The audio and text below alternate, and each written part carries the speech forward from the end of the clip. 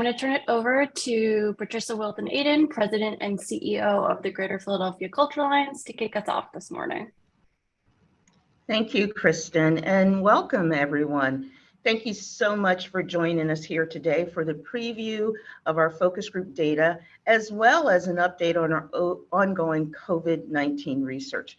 We're so excited to share these results with you and get your input on how the pandemic and other factors continue to have an impact on your work and your organizations. I want to welcome the team that we have with us here today. You know Kristen Vinh very well. She is our Director of Research and Data. There's also Lauren Gilmore, Director of Member Engagement at the Cultural Alliance, and we have with us as well Paris Grayman, who is Communications and Design Manager. We're also joining us today is Nick Crossan, who is Development and Research Manager at PA Humanities. PA Humanities has been our research partner for several projects, and we're very pleased to have Nick with us today. The Cultural Alliance remains committed to continued research on arts and culture industry in Greater Philadelphia. We know how much you value our research and the important role in your case making. That's why we're dedicated to continuing to release research, and that's why we want these reports to serve not only you, our members, but also civic and elected officials, funders, and beyond. Our research continues to be one of our main services offered to our members, and we have several other programs in the works to share with you as well. I want to thank PICO, of course, for sponsoring the Cultural Recovery and Regrowth focus groups. Without PICO's support, this research would not have been possible. So let's all give a little round of applause to PICO.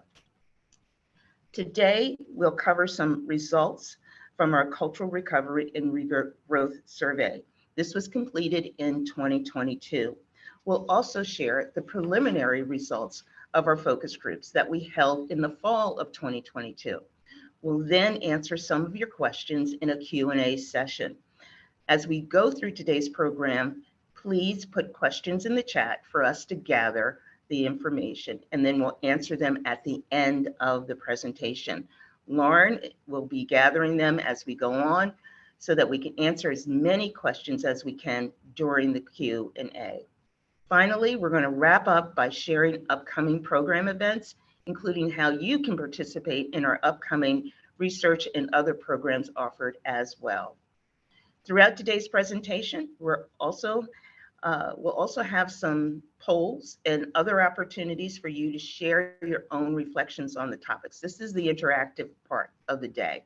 We're covering these topics in our research, and then they'll be incorporated in the final report that we release later this winter. So thanks again, everyone, for joining us.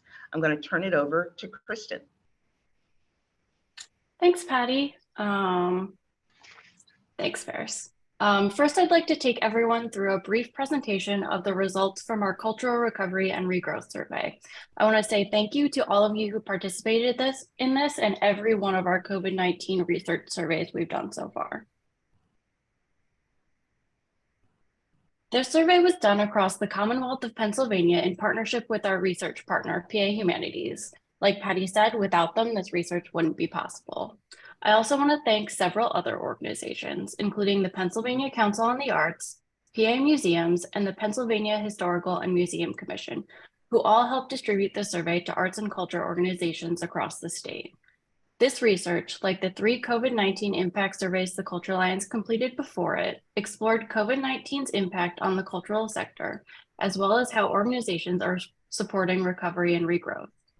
222 organizations participated across the state, and 142 participated from the Philadelphia region. One of the major questions we asked in this survey was when arts and culture organizations expected to see their audiences return to pre-pandemic levels. And the majority, or 49% of organizations, said that they did not expect audiences to return until 2023 or later. In each of our COVID-19 impact reports, we've continued to ask organizations what their current operating status is. And while more and more organizations continue to recover, what we're still finding is that many organizations across the region and the state are still operating at a reduced capacity. 32% of organizations in the greater Philadelphia said as much when we did this survey, and 13% of organizations are working at a modified capacity that is different from their 2019 operating capacity. Some of these organizations are working at increased capacity, increasing the amount of staff, programs, and services that were offered in 2019. But because we completed this research in 2022, we wanted to ask you all what your operating status is now. We're going to do our first live poll now. I'll go over the options and then Lauren is going to launch the poll on Zoom. Our first question is, what is your organization's current operational capacity level? Have you reduced capacity with less staff and programs than in 2019? Are you operating at normal capacity with the same staff and programs as in 2019? Have you increased capacity and have more staff than programs than in 2019? Or are you working at a modified capacity with different staff or programs than in 2019? This doesn't necessarily mean that you hired a different team member to fulfill the same role, but maybe you added development staff while reducing the amount of program staff you had. All right, Lauren, we can launch the poll now.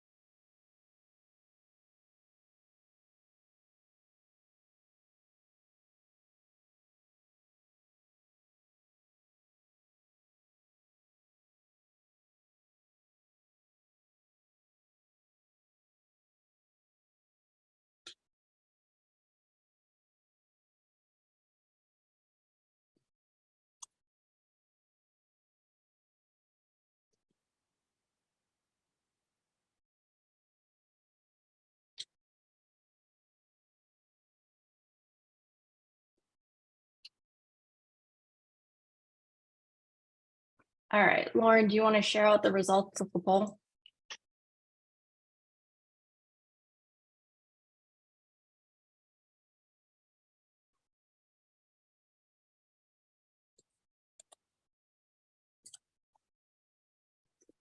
Are you seeing the results, Kristen, or? No, I'm not. Okay. I can read them out then. Cool, thank you. Of course. So we had 22% of respondents reporting reduced capacity, 20% are operating at normal capacity, 17% at increased capacity, 34% at modified capacity, and 7% at other capacity. And it looks like we have some elaboration on that in the chat.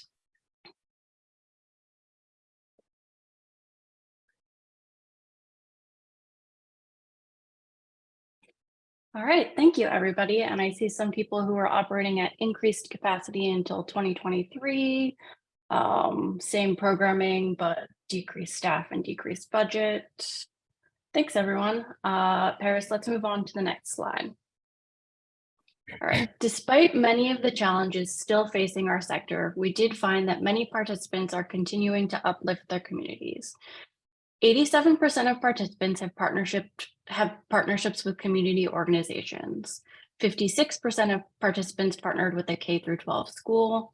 42% of participants partnered with parks and recreation centers, and 20% of participants partnered with food pantries, community gardens, and farmers markets. Everybody, take a moment to share in the chat with us one partnership that you're looking forward to in 2023.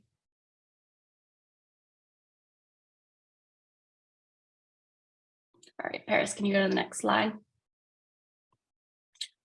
While people are sharing those in the chat, I'll share with you our key findings of this survey.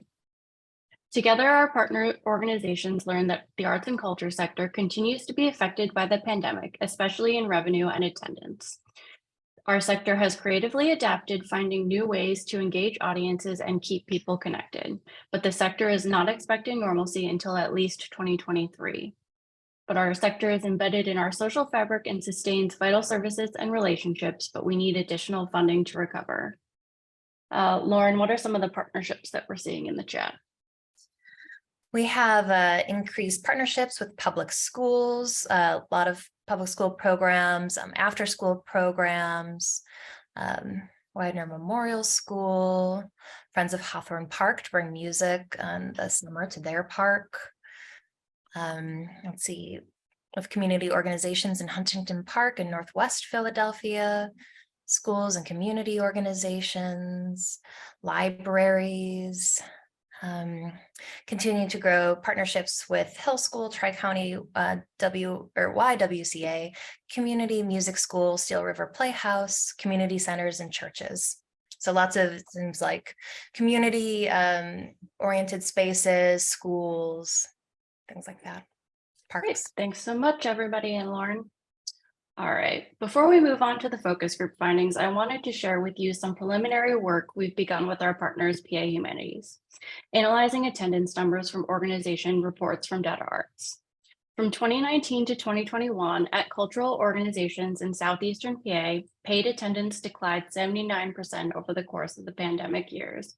And overall attendance, so that's free and paid attendance, declined 82% over the course of the core pandemic years. This trend data set was based on data from 130 organizations in Southeastern PA. This data set is a sample from all of the organizations in the region, which normally total about 10 million paid attendees per year. These results were kind of even worse than we predicted based on survey data, and they reflect that what we've heard so far, that organizations aren't expecting full attendance to return until sometime in 2023.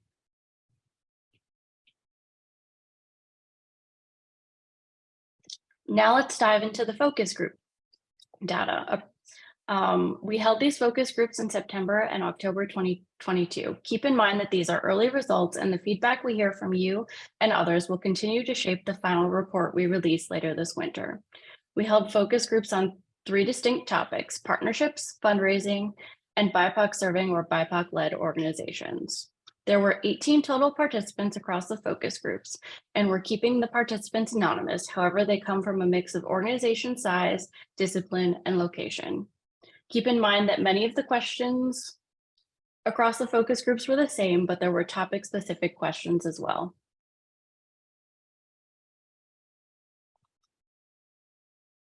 As a kickoff to each of our focus groups, we asked participants to share with us what they were most looking forward to in the coming year.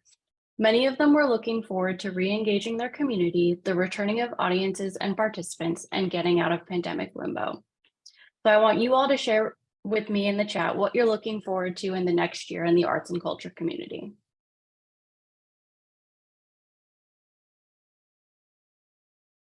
Next slide, Paris. This focus group participant noted that while many things may never get back to normal, they're hoping for some sense of normalcy, but also that they've seen that attendance at arts and culture organizations and events had not returned to pre-pandemic levels. Lauren, what are some of the things coming in from the chat? I'm seeing a lot of returning of audiences in there. Yes, me too. Let's see, we also have, continuing to solidify operational changes, like going fully hybrid, if budgets allow. Yeah, returning of audiences to theater performances. We have absolutely been hearing that a lot from theaters. Re-engaging lots of donors. I'm not seeing it in the chat, but I did hear from lots of our members that being able to do in-person donor events was really impactful. Absolutely, and we'll talk about that a little bit as well. We heard a lot of that from the focus groups too. All right, Paris, let's go to the next slide. All right, arts and culture leaders would like to see elected, oops, wrong slide. Why am I missing? Sorry about that, everybody. We've heard a lot that from funders, arts and culture leaders need multi-year sustained general operating support and leniency in reporting. All right, let's go to the next slide, Paris. Arts and culture leaders were also looking for elected officials to serve as allies for the arts and culture industry. And they were also hoping that they would understand that arts and culture helps create a healthy and economically prosperous city, state, and region.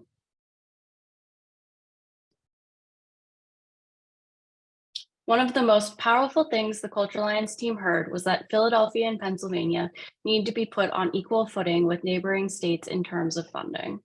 The Commonwealth of Pennsylvania only funds arts and culture at 81 cents per capita compared to its neighboring states of New York at $7.20 per capita and New Jersey at $3.78.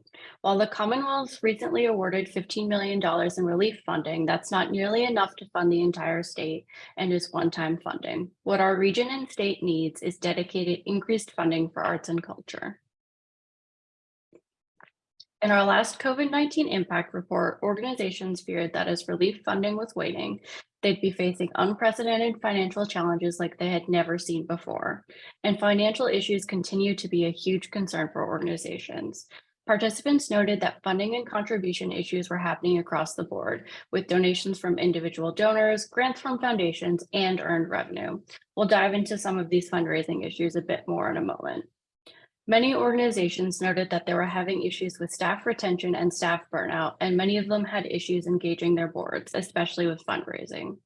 Organizations also reported that audiences hadn't returned to levels seen pre-pandemic, and they were struggling with whether to continue hybrid programming or to move into all in-person programming.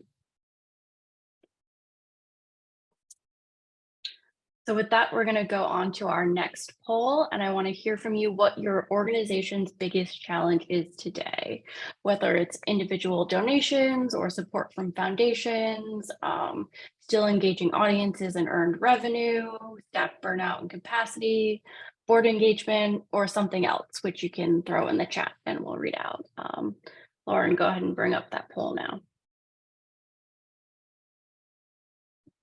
Thanks. It's just launched and we're getting some quick responses in.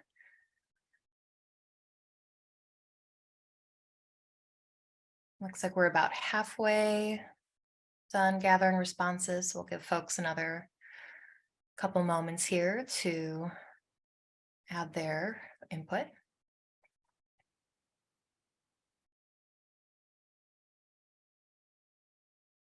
All right, looks like we're slowing down, so I'm going to end the poll in just a moment. Thanks, Lauren. Yeah, all right. And so for our results, 17% shared that individual donations have been the biggest challenge, while 4% found foundation support to be the biggest challenge. The majority, 35%, said engaging audiences in earned revenue, with the runner-up being staff burnout and capacity at 26%. We also have board engagement and other tied at 9% reporting in. And I'm going to dip into the chat to see what other kind of, let's see, we have individual donations, corporate and foundation support, lost earned revenue, staff capacity, board engagement, all of the above. Yeah, I suppose we didn't have that option. Yeah. I imagine a lot of people would have picked that option if we had it, but it sounds like it's coming down to earned revenue and also a lot of staff capacity and burnout. Yeah, that's all I'm seeing in the chat right now, but if I see anything else or other questions, I will raise them later. Great, thanks so much, Lauren. All right, our fundraising focus group spent a fair amount of time discussing current issues in fundraising today. Many of these issues are not new, but have become more pronounced over the course of the pandemic. Many participants reflected on the fact that they were increasingly hearing from donors that they were intentionally supporting other causes outside the arts. In addition, fundraisers noted that they were struggling to increase their number of donors, increase the amount that current donors give, as well as communicating the needs that their organization had. While our fundraising group noted that virtual events saw a lot of great engagement, many agreed that they didn't result in increased fundraising and that their teams were eager to get back to in-person events for their fundraising needs.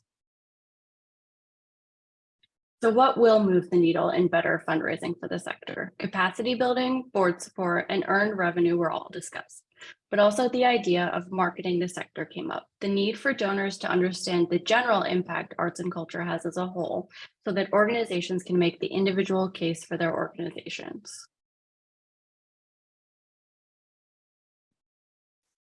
While the fundraising focus group participants were eager to get back in person, we heard different points of views from our other focus groups.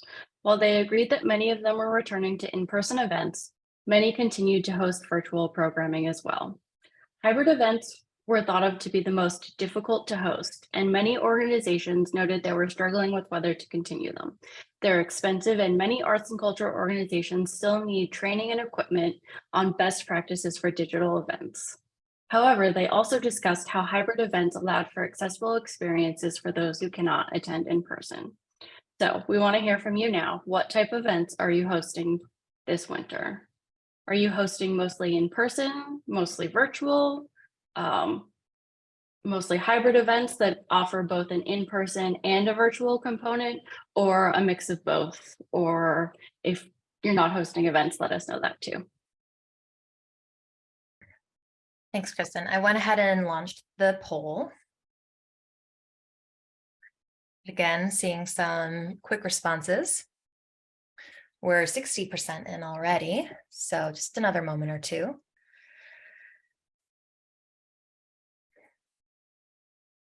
Looks like things are slowing down. So I'm going to go ahead and close out the poll and share the results. Right. So it looks like the majority of folks, or the majority of events, are being held in person at 54%. 7% are still mostly virtual, and 9% are mostly hybrid. 30% are doing a mix of in-person and hybrid events, and nobody reported that they weren't hosting events. Got it. And I'm seeing some things in the chat, like for those of us serving populations who are vulnerable to COVID, you cannot go back to mostly in person. Other folks are doing in person because of the technology issues we've heard, and that hybrid events would be great for accessibility, but staff capacity is difficult. So that definitely reflects what we heard during these focus groups. Thanks so much, everybody.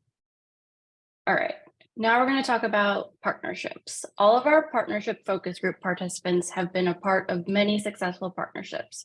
And so we asked them what worked best for successful partnerships, as well as what were some of the difficulties.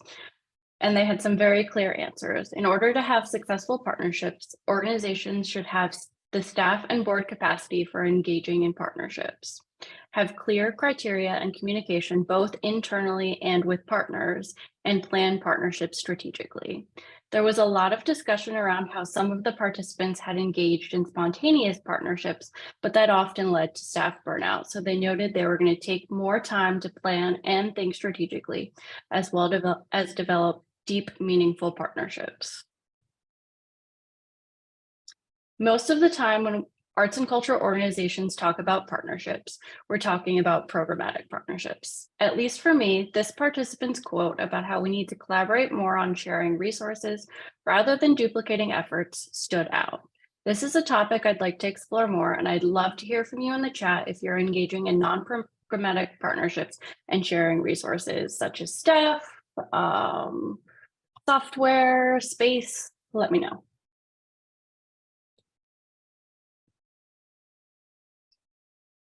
All right, Paris, we can go to the next slide.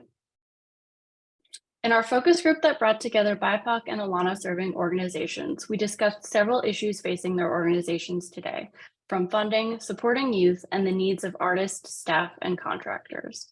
There was discussion around how funders needed to continue to offer flexible, sustainable funding, and there was some discussion around the amounts being too low and a lack of sustained funding year over year. One participant noted that funders are reverting back to pre-pandemic requirements when instead organizations need multi-year general operating support like was provided during the pandemic. The needs of staff, contractors, and artists were also highlighted. One participant mentioned that while they were able to keep paying their artists through the pandemic, often contractors need several jobs to help sustain themselves, and that we need to work to find a solution to better support the workers of our sector. The BIPOC serving organizations also discussed how they had seen some positive sector shifts, including that many larger institutions began partnerships with smaller community-based BIPOC and Alana organizations, which they noted had yielded great rewards for residents and people that they serve. However, they remained cautiously optimistic, noting that this trend has happened before and larger organizations stepped away from partnerships when it no longer benefited them. For example, if grant funding ran out. Before we wrap up the focus group portion of our presentation, I wanted to share some thoughts from participants.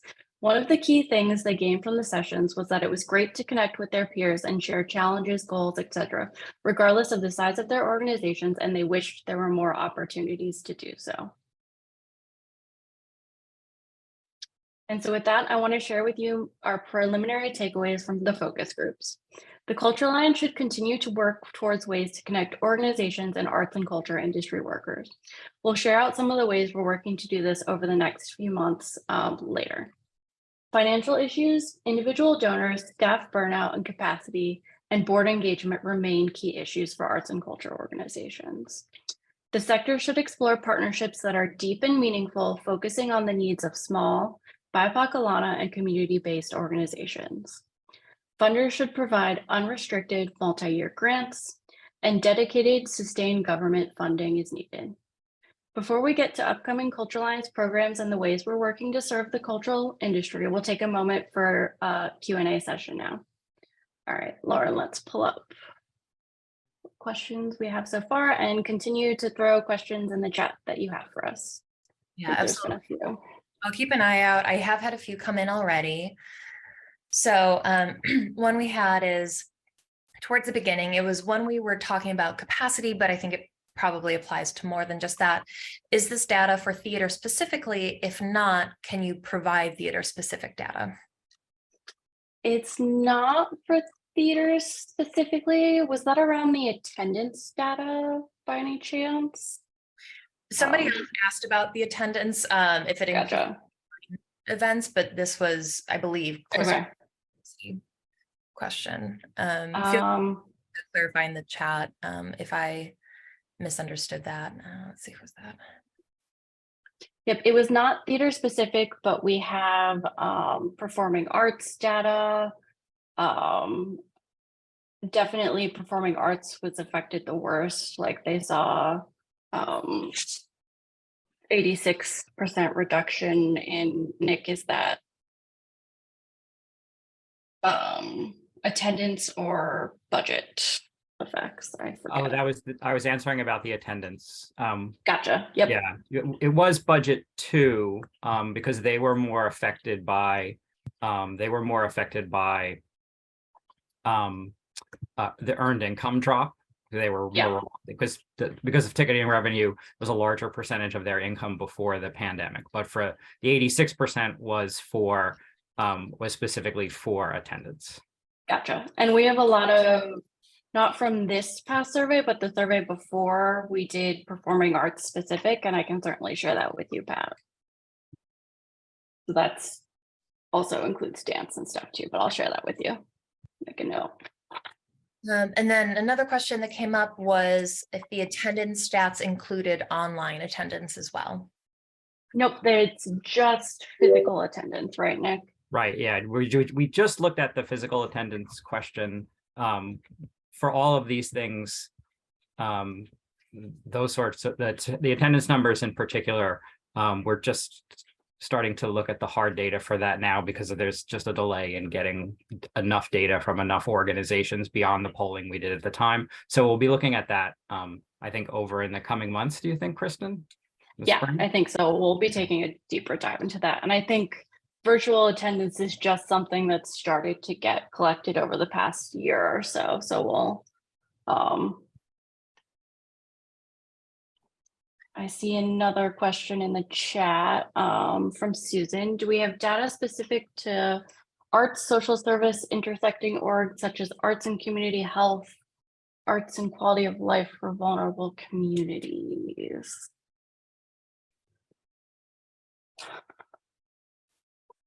I'm not entirely sure if we do. I know we've looked at like different service organizations that includes organizations like the Culture Alliance, but also includes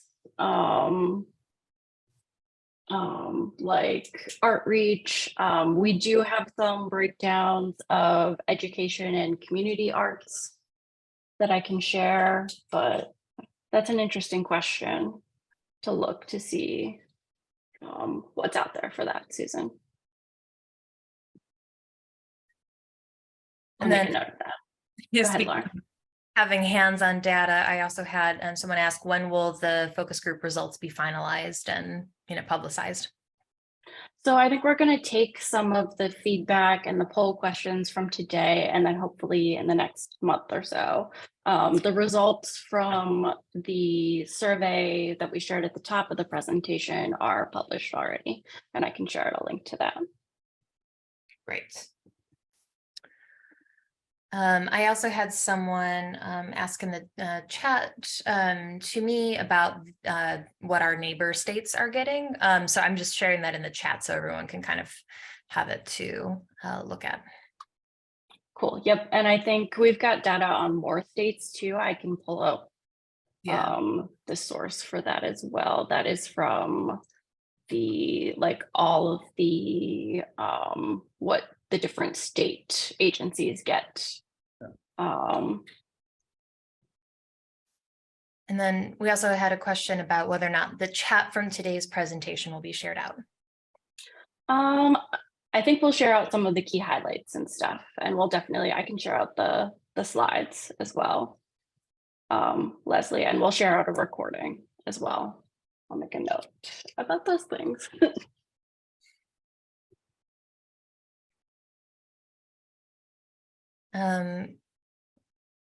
Great. Okay, and then somebody also mentioned they got an email from the Cultural Alliance about the Art Philly 2026 survey. What could you share more of what that's about? Yep, so the Cultural Alliance is collaborating with Art Philly 2026, which is a newly formed initiative that seeks to coordinate and support the arts and culture's response to the semi-quincentennial. So the goal of this survey is to kind of gather what different organizations, artists, and the entire arts and culture community is thinking about planning for 2026, so that they can see if there's areas for collaborations and that type of thing. Great. And then could you also just let's see, also, is there like a link or whatever folks can use to find out more about that as well? Yep, I can share a link to the survey. I can grab that. And then let's see, what another one that I got was, cool, thanks, Carolyn. How did you arrive at your findings and conclusions? So I specifically, this is my only second time doing focus groups, so it's been a bit of a learning process, but we kind of took transcripts and responses to everybody's questions and identified key themes, and then started refining them as we had discussions about them. And then we'll keep doing that as we had discuss things, hear from more people, and that's kind of the process. Thanks. Any other questions that folks wanted to drop in the chat? Otherwise, we've gone through all the ones that I saw.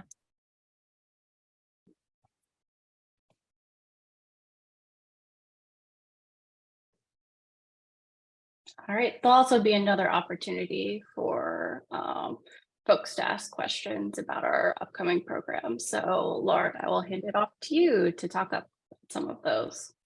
Thanks, Kristen. So if y'all don't know me, my name is Lauren Gilmore. My pronouns are she, her, and I am the Director of Member Engagement. And I'm excited to share how the Cultural Alliance is working to continue to engage our members in a variety of ways through just a few of our upcoming programs and events. So tomorrow at 3 p.m., you are all invited to join us and some Cultural Alliance staff for a membership information session. It's an overview of member benefits, programs, and services. We'll be meeting on Zoom, so you can show up in your PJs. The information session is designed to help you make the most of your member benefits and connect you with Cultural Alliance staff leading our various programs and services. There's a link in the chat for that, as well as our member benefits brochure. And also on this coming Monday, January 23rd, we're hosting a members-only event on best practices while building a media relationship. This special virtual marketing affinity group session will provide firsthand information on obtaining successful coverage in local media for member organizations. The program will start with a panel discussion, followed by Q&A, and end with kind of a speed dating element for attendees to speak with each of the panelists. Panelists include Martina Alfaro, General Manager at Aldea, Danya Henniger, Director at Billy Penn, Elena Johns, Editor-in-Chief at Broad Street Review, Tracy Buchholz, Director of Public Relations at En Route, Peter Crimmins, reporter at WHYY, and John Fatisse, Digital Content Editor and Producer at WXPN. If you're not already a member, let me know if you'd be interested in becoming one so that you can attend this event for free and future events at a discounted rate. My email will be in the chat so that you can reach out to me about your membership status. Next month, on Monday, February 27th, we're hosting a virtual panel discussion workshop to address rebuilding our workforce, creative industry trends and practices for hiring and retention. Featuring a panel discussion with representatives from across the industry, including legal and HR professionals, this program will provide the opportunity to hear the latest developments and solutions for rebuilding our workforce. Participants will have the opportunity to pose questions to the panelists, as well as engage in a problem-solving exercise and leave the program with some tactical takeaways. So you may have already heard the exciting news that the Cultural Alliance was selected as one of 52 news, media, and community organizations, and the only arts and culture organization, to partner with the Lenfest Institute of Journalism's Every Voice, Every Vote project, excuse me, to aid in the coverage of and engagement in the Philadelphia 2023 elections. During our mayoral forum hosted on Thursday, March 30th at Taller Puertorriqueño, the Cultural Alliance will expand upon our efforts to ensure that the voices of arts and culture voters will be heard. In addition, the Alliance and its community partners will develop and publish the PHL Arts Voter Guide in both English and Spanish to support city voters during this crucial election cycle. You can learn more about Every Voice, Every Vote at the link in the chat. And be sure to stay tuned for more information. Oh my goodness, I'm going to do this real quick. More information from the Cultural Alliance about this exciting project and how you can participate. Then in April, we'll be hosting a nonprofit sustainability workshop. Goodness. In partnership with Gail Bauer to provide an opportunity for arts and culture organizations in the creative industry to dig into their financial models to identify potential efficiencies and areas for growth. You may recognize Gail's name from her time at the Philadelphia Museum of Art or her current consulting business, which you can check out in the chat. This program will be in partnership with our PNC Arts Alive programming, and we'll have more details to share soon. So those are the upcoming events that we can share information about, but there's much more in the works behind the scenes. So stay tuned for more information and invitations from us. And finally, while all of the programming I just shared about is going on, we are also conducting our Arts and Economic Prosperity 6 surveying. So I'll hand things back over to Kristen to give an overview of this additional research effort. As you know, research continues to be one of our most valued services, and one of the ways we're continuing to provide that research is through our economic impact research. And as you may know, one of our biggest research studies every 5 years is Arts and Economic Prosperity, or the AEP study. AEP 6 is a national study by Americans for the Arts of the economic impact of the nonprofit arts and culture industry. We began the data collection phase of this study in July 2022, and I just found out that we'll run it through the end of May 2023. We need to have organizations from all over the region participate so that we can properly document the economic impact of our entire region. You likely know our arts and economic prosperity research. It's what gives us the data that demonstrates that our arts and culture industry in the region generates $4.1 billion in economic impact and helps generate 55,000 jobs. This research is extremely vital to demonstrating the impact of the sector has on our region, and the audience survey component is a key part of that. We will also create reports for each of the counties who participates. This research is very important to our advocacy efforts as well. We'll use this data for years to come to help advocate for funding at every level of government, just like we've done with the 2017 prosperity data. So here's how your organization can participate in the audience survey phase. You can host surveyors at your organization who will facilitate the distribution of the survey by QR code flyers and paper surveys. Organizations that agree to host surveyors will receive a 50% discount on a custom prosperity report for their organization.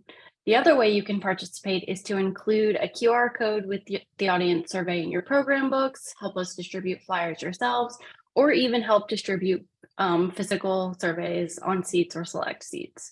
Organizations who agree to do this at least 4 times will receive a complimentary custom prosperity report for their organization, $150 value. I will say that the Cultural Alliance and other prosperity partners have found using surveyors to be the most effective way to collect results, and all of our surveyors are vaccinated against COVID. However, we understand that this doesn't work for every organization, and we're willing to work with you on what works best for your organization. Just so everybody can see, here's a sample of what a QR code flyer looks like. I'm also happy to share out what the questions are on the actual survey with anybody who's interested as well. Most of all, we do this research to benefit you. Custom organization prosperity reports will include information about your organization's individual economic impact, FTE, or full-time equivalent jobs generated, tax revenue generated, and more. The data from these reports are very useful for illustrating your impact to elected officials, funders and donors, audiences, and more. This is a sample report of what it looked like in 2017, but reports from this year will include much of the same information. Lauren, and if you have any questions about prosperity, feel free to drop them in the chat. I'll share my email at the end of the presentation if anybody is interested in participating. I did get a couple direct messages. One is how much work is it on the organization's end to host a surveyor? We try to make the burden as low as possible for you and your organization. We pay the surveyors, but all I typically need from host organizations is a contact day of, so that the surveyors have someone to contact in case they need anything, if they need to know where to go to set up, etc. Great, thanks. And then Lenny shared that they're happy to share the survey from Theater Philadelphia, so thank you. So how, if somebody has an event coming up and they want to have a surveyor come out, what's the best way for them to do that? The best way is to get in touch with me via email, and I'm going to put my email in the chat right now.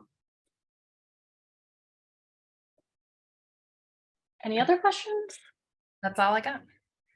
All right. As a final poll and survey for our event today, we're going to share a brief survey in the chat, and it looks like we've already done that for you to fill out about our event today.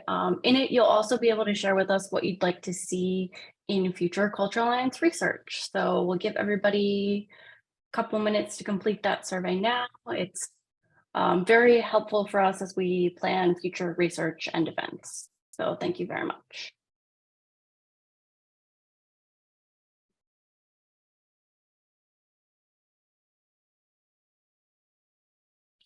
Right. I like when things wrap early. If you've got any remaining questions, pop them in the chat. Otherwise, thank you everyone so much for being here today and being a part of our ongoing research. You make our work possible. And if you have any questions, feel free to reach out to Lauren and I or any member of the Cultural Alliance staff.